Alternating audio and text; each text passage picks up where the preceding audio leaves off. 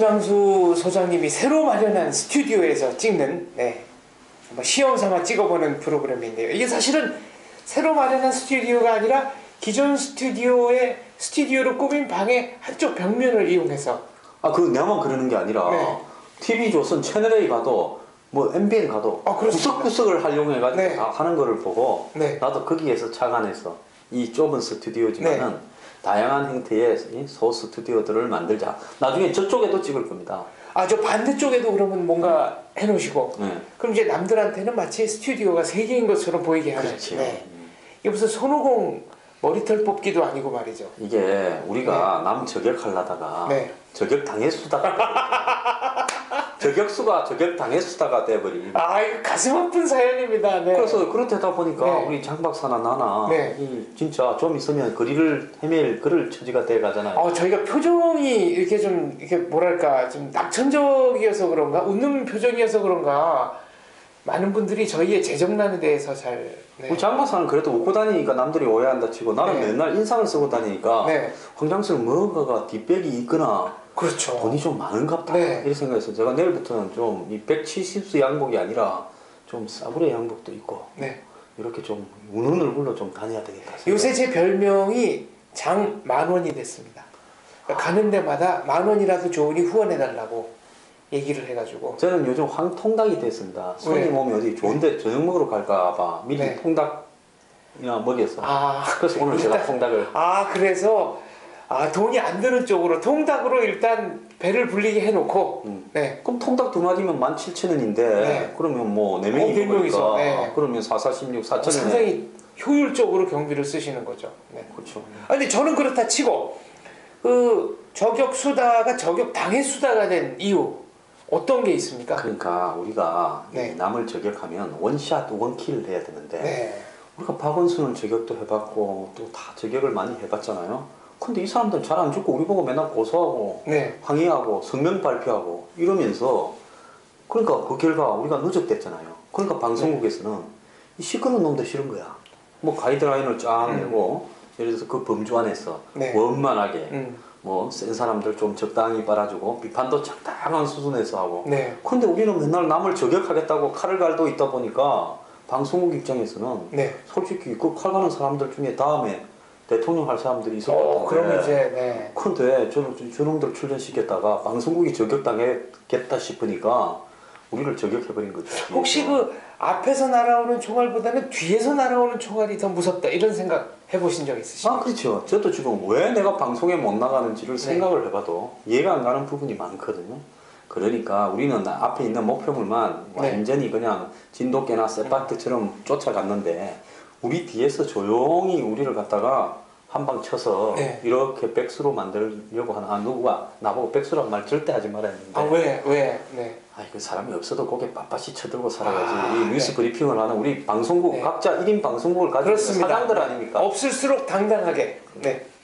그렇게 그래서 우리가 오늘날 비록 저격 당했수다가 됐지만은 내년 총선에 또 그 다음 대선에 아주 마음에 안 드는 사람들은 전부 탈락시키는 역시 여야 가리지 않고 씨름에도 보면 이 뒤집기가 최고의 기술 아니겠습니까? 그래서 제가 막판 뒤집기 이런 꿈도 꾸봤습니다. 어젯밤에 다음 대선에 저도 출마하고 우리 장 박사도 출마하고 변희재 대표도 출마하고 단일화 해야죠. 신혜식 대표도 출마하는 거예요. 그래가지고 우리끼리 오픈 프라이머리를 한번 하는 거야. 그래가지고 단일 후보가 둘 중에 미운 사람을 저격하는 거예요. 그래서 5%만 더 얻으면 TV 출연에 나가지 않습니까? 떨어뜨리러 출마했어요. 그러니까 우리도 누구누구 후보를 떨어뜨리러 출마했다. 그게 뭐 황 소장님 언변이야 검증된 거니까 누구 떨어뜨리기로 마음만 먹으면 그 정보도 있으시잖아요.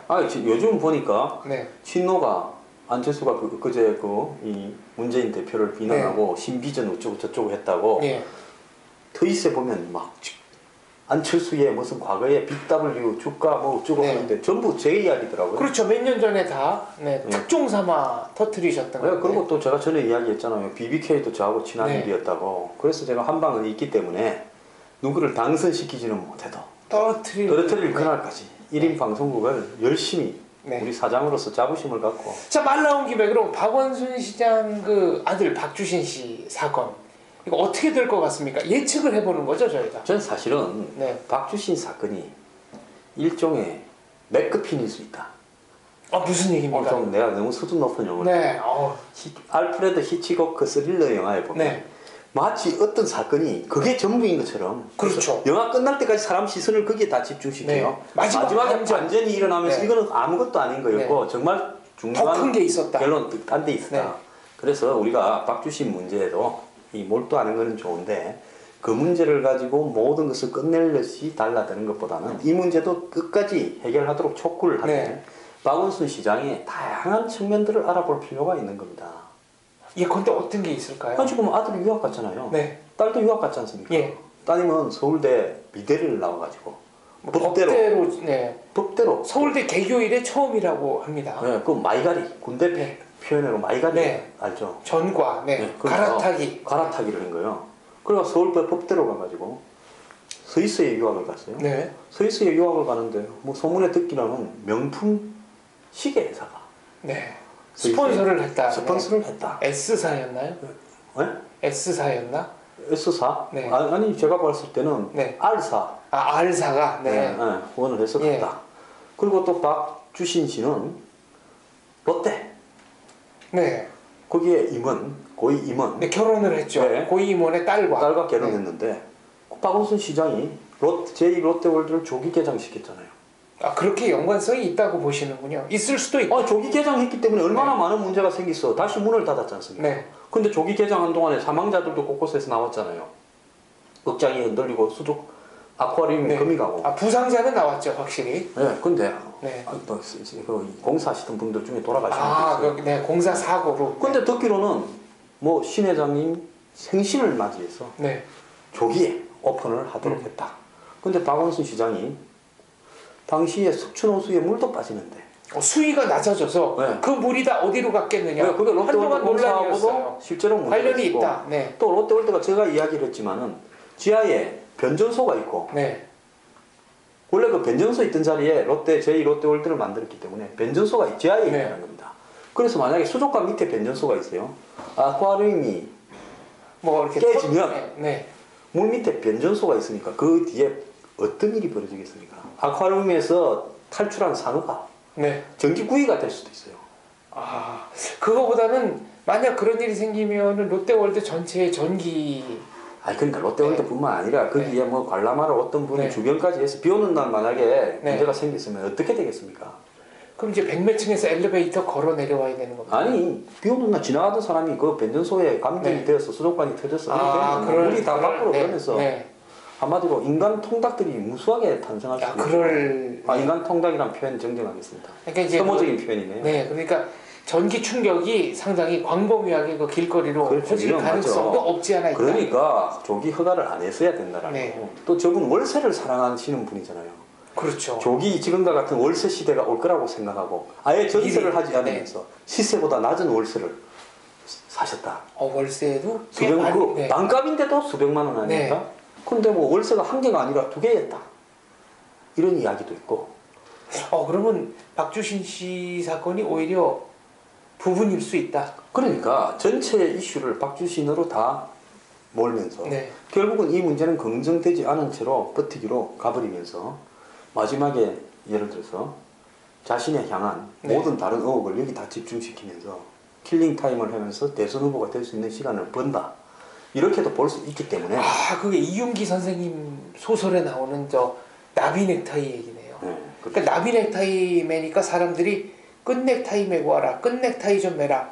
근데 그 얘기를 하느라고 다른 모든 얘기는 다 묻힌다는 거죠. 그래서 일단 박주신 문제 양에 버렸으니까 우리가 촉구하고 캐야 되겠지만은 그 외에도 네. 어떤 메뉴들이 있는가 한마디로 올릴 수 있는 메뉴는 다 설계하고 준비해야 된다는 겁니다. 또 한번 보세요. 박원순 씨한테 집중이 되니까 문재인 대표의 그쪽으로 가는 말하자면은 검증력이 많이 무뎌졌어요. 자, 새누리당 한 방 있을 것 같죠. 지난 대선이나 지지난 대선 한번 보세요. 새누리당이 뭘 폭로해서 관철시키거나 한 적이 한 번이라도 있습니까? 새누리당은 뭐를 폭로만 하고 그 다음에 뒷수습이 안 되는 이런 일이 많았습니다. 이게 저격을 아무나 하는 것도 아니에요. 네. 우리가 비록 저격하다가 저격당했수다가 됐지만은 그래도 우리는 한 방이 있는 사람들이잖아요. 아, 한 방이 있다고 스스로 믿는 거죠. 저는 그렇게 믿는 거. 네. 황 소장님은 확실히 한 방이 있으신 분이고. 나중에 하나 줄게. 네. 좋은 걸로 주세요. 네. 좀 센세이셔널한 자, 우리 걸로. 저격당했다고 네. 장을 딱 열어놓으면요. 예. 저 집 안에서도 자기들끼리 싸울 거 아닙니까? 아, 그러니까 자기들끼리 뭐 하기 힘들 때 정보를 갖고 온 사람이 있었나요? 있었죠. 실명되면 알만한 사람도 있었나요? 지난번에도 저 집에서 들고 왔죠. 자기들끼리 싸움하다가. 그래서 제가 확인했는데 이게 맞는지 안 맞는지 네. 결정적으로 자신할 수 없는 부분이 있었는데 네. 갖고 왔어요. 장을 열어놓으니까. 보니까 똑같더라고. 네. 이거는 우연히 배락 맞을 확률보다도 더한 우연이다. 그렇죠. 그 예를 들면은 모 후보의 딸이 기거하던 곳의 주소 이런 것도 정확히 일치를 했지 않습니까? 네, 그러니까 네. 그런 부분으로 봤을 때 이번에도 좀 선수, 응? 이 스나이퍼 능력이 아주 네. 뛰어난 선수가 또 장을 열었더라. 이러면 이쪽 저쪽에서 가져온다. 양쪽에서 다 온다. 네. 알겠습니다. 저도 저 옆방 사무실에 있는 이 비밀의 캐비넷 언제 한번 열어보고 싶은 생각이 굴뚝. 우리가 근데 맨날 남 저격하다가 저격 당했수다만 될 게 아니라 네. 출마하자니까 그때는. 아니 저는 외모 경쟁력이 떨어져서 안 된다니까요. 아유, 구라 경쟁력이 외모 경쟁력을 압도하잖아. 이게 지금 이 라디오 시대가 아닌 게 참 안타까울 따름인데요. 아무튼 궁금한 거 제가 몇 개 더 그냥 여쭙겠습니다. 반기문 총장 나옵니까 안 나옵니까? 지금 100% 나오는데요. 반기문 100% 총장에 네. 뭐 제가 듣기로는 반기문 총장 진영에서 네. 뭐 솜씨 있는 사람을 구한다. 네. 이러면서 사람 스카우트에서 들어갔다. 요새. 물론 네. 또 그걸 검증하다 보면 네. 나는 반기문하고 아무런 관련이 없는데 순수한 마음에서 반기문을 돕고 사람을 네. 모았다. 또 이렇게 오리발을 내겠죠. 어느 당으로 나옵니까 그러면? 새누리당 네. 신박 후보로 나오겠죠. 그렇군요. 그런데 이제 여기서 중요한 것은 공천 네. 전쟁에서 이겨야 의미가 있는 거고, 만약에 공천 전쟁에서 패한다면 반기문 총장은 내가 안 나갔다 했지 알았느냐 하면서 네. 언제 내가 나간다 했냐 하면서 꼬리를 자, 담을 거예요. 공천 얘기가 나왔는데 야당은 몇 개로 갈라집니까? 야당요, 밖에 나간 사람은 다 한 개 됩니다. 그러니까 지금 남아있는 새천년민주당 그리고 밖에 새정치연합. 새정치연합. 네. 그리고 밖에 나간 팀이 또 한 분. 뭐 지금 나간 사람마다 네. 당 하나씩 만들었는데요. 네. 그건 나중에 지분을 보장받기 위해서 당을 만들어야 우리는 그래도 세계 보장해주라 뭐 이래 네. 될 거 아닙니까? 자, 그럼 여당은 어떻게 갈라집니까? 친박, 친김무성계로 분당이 됩니까? 안 됩니까? 여당의 특징은 분당이 안 된다라는 데 있다는데요. 네.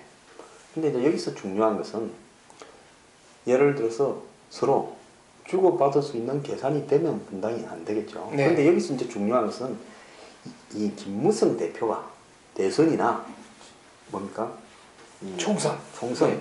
이런 부분을 주도해가서 개헌이 되거나 본인이 대통령이 되고 싶어 하고 있기 때문에 이 문제에서 양보하거나 타협을 볼 선이 별로 없다라는 거죠. 그래서 경우에 따라서는 분당될 가능성도 상존해 있다고. 그럼 반기문, 김무성 두 분이 각각 다른 당의 후보로 대선에 임할 수도 있는 거죠. 왜냐하면 총선에서 야당이 두 개로 갈라지게 되면 네. 총선 전에 예를 들어서 여당이 두 개로 갈라져가지고 2대2, 즉 4개 당이 여야에서 싸울 수 있을 수도 있겠죠. 여기서 가장 중요한 것은 야당 중에서 누가 총선에서 1당이 되느냐, 네. 여당 중에서 누가 총선에서 1당이 되느냐, 이것이 핵심이라고 보거든요. 그렇게 되면 남은 당은 흡수가 가능할 겁니다. 근데 국민들이 야당 만약에 130석 중에서 65석 나눠주는 네. 게 아니라 100대 31에 갈 거고, 그럼 이제 100쪽으로 다 가는 거죠. 여당도 140석이다 그러면 거기에서 100대 40으로 갈 거예요. 그렇게 선택을 할 거라고 봅니다. 그렇군요. 그렇다면은 결국은 주요 정당 쪽으로 합쳐져서 대선 때는 결국은 또 두 개 정당이 대회전을 벌이는 이런 결과가. 그러니까 대선 때는 이제 나오겠네요. 각각 단일화를 네. 하는데 이제 그런 과정들을 통해 가지고 이렇게 대회전을 마지막에 1대1이 될 가능성이 많겠죠. 반기문 총장이 100% 나온다. 아주 확언을 하셨습니다. 지금 안 넣으면 네. 있을 수 없는 행동을 많이 하고 있습니다. 그렇게 판단을 하시는군요. 자, 박근혜 대통령. 다른 대통령과는 달리 퇴임 이후에도 이른바 걸어다니는 1인 정당 소리를 들을 수 있는 분 같습니다. 지금 뭐 사실 친박이라고 말하기보다는 네. 박근혜 대통령 혼자죠. 혼자가 사실상 친박의 존재감을 다 살리고 있는 거 아닙니까? 근데 박근혜 대통령 1인의 득표력이 다른 모든 의원의 득표력을 합한 것보다 오히려 더 많은 거 아닙니까? 역대 대통령 중에서 3년 차에 네. 이 사실상 정치를 주도해가는, 야당도 질이 멸렬해지고 여당도 존재감이 별로 없는데 정치의 모든 흐름을 주도해가는 역할을 대통령이 혼자서 다 하고 있지 않습니까? 여기서 하나의 의문이 있습니다. 대중적 지지, 직접적 지지를 확보했던 정치인이라면은 그래도 YSDJ가 다 해당이 되는 것 같은데, YSDJ는 퇴임할 때는 지지율이 바닥이었고 그분들의 정치적 자산이라는 게 거의 소진된 상태였습니다. 근데 박근혜 대통령은 지금으로 봐서는 퇴임 이후에도 상당한 정치적 영향력 행사할 가능성이 있지 않습니까? 그러니까 자산이 있으니까. 결국 퇴임 이후에, 네. 밤이 되니까 이제 발음이 헷갈리고, 네. 퇴임 이후에 정치적 자산을 유지하려면 내년 총선에서 그야말로 박근혜 키드를 몇 명을 만드느냐, 그 다음에 예를 들어서 대선에서 네. 자기 사람을 내어서 당선시킬 수 있느냐, 이 두 가지가 핵심이겠죠. 박근혜 대통령이 얼마 전에 스펙 좋은 사람 뽑아놨더니 이분들은 나라의 미래보다는 자기의 미래를 더 걱정하더라. 이거 듣기에 따라서는 공천 받으려는 분들에게 굉장히 의미심장하게 들릴 수 있지 않겠습니까? 그러니까 저는 그걸 보고 대통령이 사람 보는 시각이 바뀌었나? 네. 본인은 시각이 바뀌었다라고 얘기를 했죠. 그 뭐 누구한테 말을 했는지 모르겠는데요. 대통령이 신문에 났으니까. 한 이야기가 신문에 그렇게 나기도 참 희귀한데요. 네. 그렇게 바뀌었으면 아마 우리 장 대표나 저한테 네. 저격 당했수다 하지 말고 다시 저격을 하라고 연락이 오지 않겠습니까? 아직은 연락이 온 게 없습니다. 아니 뭐 대통령이 원래 판단을 하고 난 다음에 네. 행동으로 옮기시는데 달팽이지 않습니까? 그런 약점이 또 있다. 이렇게 보시는 약점이 거예요. 아니고 뭐 네. 본인의 천성이시라고 네. 해야겠죠. 자, 마무리로 하나 짚어보고 싶은 게 이 고영주 박문진 이사장의 소신 발언. 네. 전후 좌우 맥락 한 번만 짚어주십시오. 그 사실 소신 발언 이전에 이렇게 하면 재판에 불리하고 저렇게 네. 하면 답을 안 하면 위정죄로 걸리니까 네. 본인은 할 수 있는 최선을 쓰는 거죠. 야당이 왜 이렇게 발끈하는 겁니까? 아니 감히 문재인 대표를 건드렸다라는 네. 개심죄. 그러니까 박문진 이사장이 된 사람을 고소하지 않았겠습니까? 네. 보기 때문이죠. 그렇죠. 개인이 개인을 네. 고소한 거 아닙니까? 근데 개인이 개인을 고소한 사안을 행동대원들, 행동대장들이 네. 국감에 끌고 와서 저렇게 쳤는데요. 제가 볼 때 교과서 문제하고 그 다음에 고영주 이사장의 문제를 가지고 야권이 이것을 논쟁으로 벌려가고 하면 할수록요. 불리하다. 점점 어려워질 거고 네. 다음 대선에서 만약에 이념 문제와 교과서 문제를 얹어가지고 네. 대선의 이슈로 같이 싸우게 된다면 네. 저는 야당이 이기기 어려울 거라고 봅니다. 근데 여기서 여당이 하나 굉장히 조심해야 될 것은요. 제가 생각을 할 때 내년이나 내후년 사이에 굉장히 어려운 경제적 위기가 올 것인데 그게 변수. 그 부분이 야권에게 죽어가는 환자한테 마지막 산소 도마줄. 공급기를 꼽아주는 역할이 되지 않을까. 그걸 우려하고 과연 여권이 새누리당이 이런 데 대응할 능력이 있을까 하는 우려가 있습니다. 결국 대한민국 대선은 대한민국이라는 이 지리적인 범위를 벗어나서 국제적인 맥락 안에서 움직일 수밖에 없다. 이런 세계 얘기예요. 그 경제의 동향 변화가 대한민국 경제에 밀접한 영향을 미칠 거고요. 최근에 뭐 차이나 쇼크라든지 이런 부분이 만약에 쇼크가 오면 자 중국하고 그렇게 저러더니만 이제 이런 꼴을 당하냐라고 하면서 그 여파가 뭐 IMF나 금융위기만큼의 충격을 여건에 이렇게 낳을 거고 결국 책임론도 그런 될 수 있습니다.